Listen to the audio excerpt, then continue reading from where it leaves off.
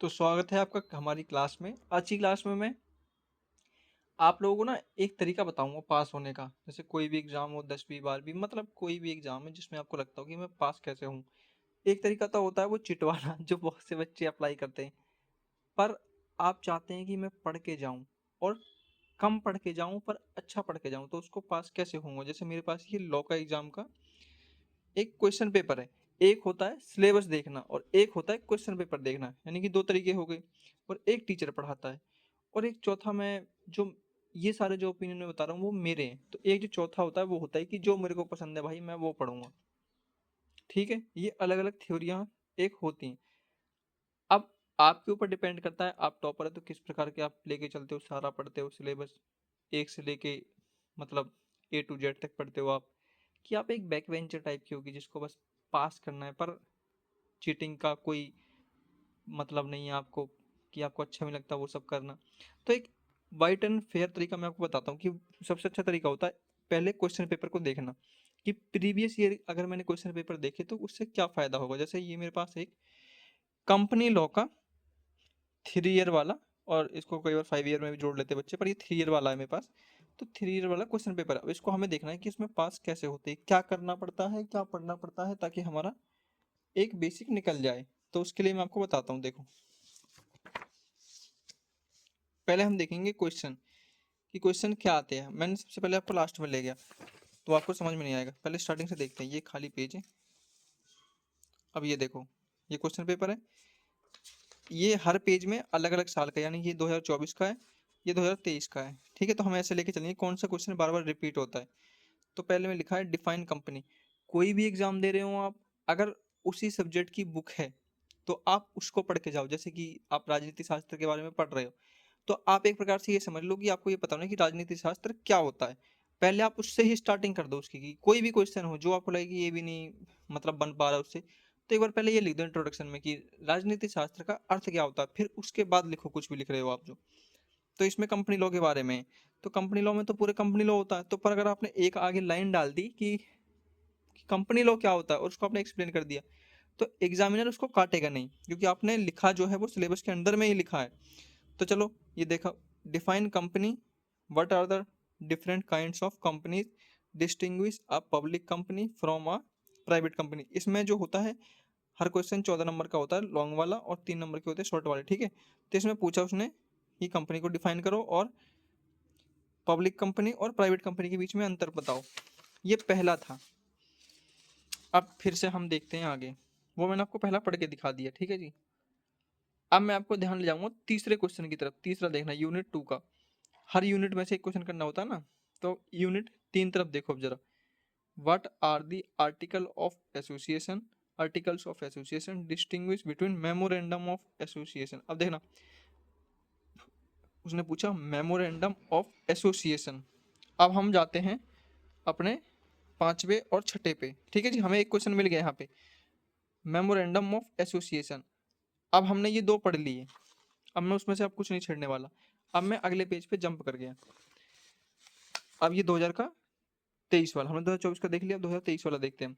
A company is a legal person quite different from its member, comment refer, describe the position function of promoter. ये तो कुछ भी नहीं मिल रहा, पर अगर हमने ये लिख दिया कि कंपनी क्या होती है तो उसमें वो गलत नहीं होएगा। पर इसमें वो पहले से मिलता जुलता कोई भी क्वेश्चन नहीं है। हम आप इसके तीसरे क्वेश्चन पे जाए। देखो, what is the memorandum of association, देखा मिल गया ना एक क्वेश्चन। देखो तीसरे में है what are articles of association, distinguish between memorandum of association, और ये था मेमोरेंडम ऑफ एसोसिएशन। अब हम अगले पे जाते हैं। अब ये हमारे पास 2022 का है। इसमें पूछा what is corporate bill, association not profit, government company. इसमें कुछ भी नहीं मिला।